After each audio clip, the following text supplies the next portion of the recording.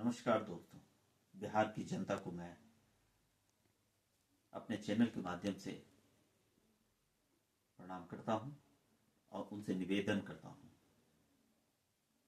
कल के चुनाव में सौभाग्य है आज हमारा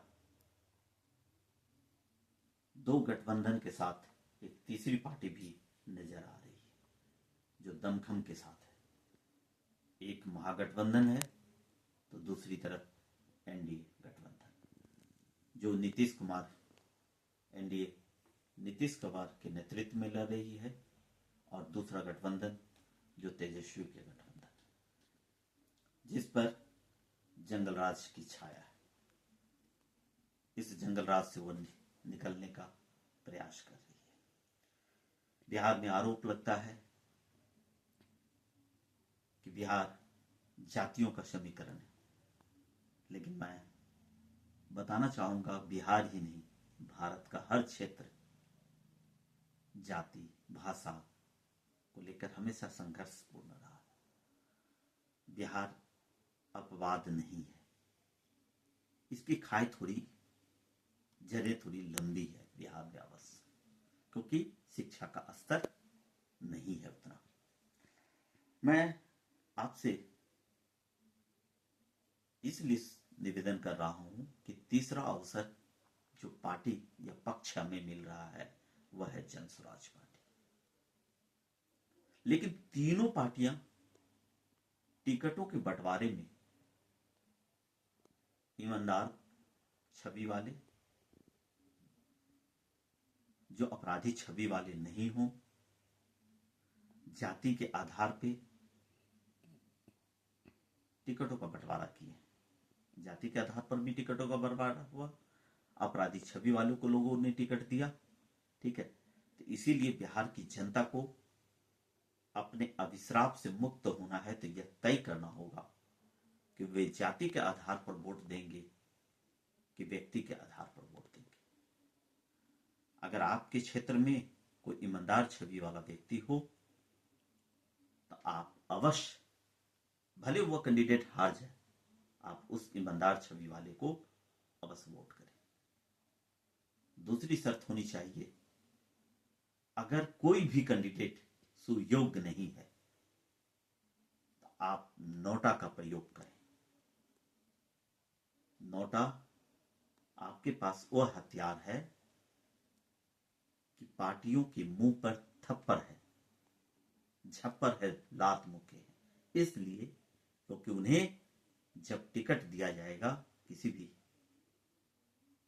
नेता को, तो उस समय ये सोचेंगे कि लोग हमारे कैंडिडेट को पसंद नहीं किए। उन्हें अपने कर्तव्य का बोध होगा, तब वह चयन करेंगे सच्चे लोगों का। तो इसीलिए नोटा का भी प्रयोग करें। और दूसरा निवेदन होगा, रेवड़ियां की अनदेखी करें। चुनाव आयोग धृतराष्ट्र के समान है। इलेक्शन के टाइम में भी जो रेवड़ियां सरकार के द्वारा बांटी जा रही है उस पर अंकुश लगाने में असहाय है, तो उसकी अनदेखी करते हुए सिर्फ ईमानदार छवि वाले व्यक्ति को वोट दें। महज 5 साल, 1 साल, 1 महीने की सेवा सिर्फ जीतने के बाद ही उन्हें पेंशन मिलता है, सब कुछ मिलता है, लेकिन एक सर्विसमैन को पेंशन नहीं मिलता है। यह दुर्भाग्य का विषय है। जब उनके पेंशन की बात आती है, ओपीएस की बात आती है, तो कहा जाता है भारत का खजाना खाली हो जाएगा, बिहार सरकार का खजाना खाली हो जाएगा। और जब उनके वेतन की बात आती है, उनके पेंशन की बात आती है, तो भारत और बिहार का खजाना खाली नहीं होता। अगर संभव हो तो जितने चोर उचक्के अपराधी हो, लफंगे हो, सबको हरा दीजिए, सबको हरा दीजिए। जितने नौसिखिए हो सबको जिता दीजिए, क्योंकि वही बदलाव कर सकते हैं।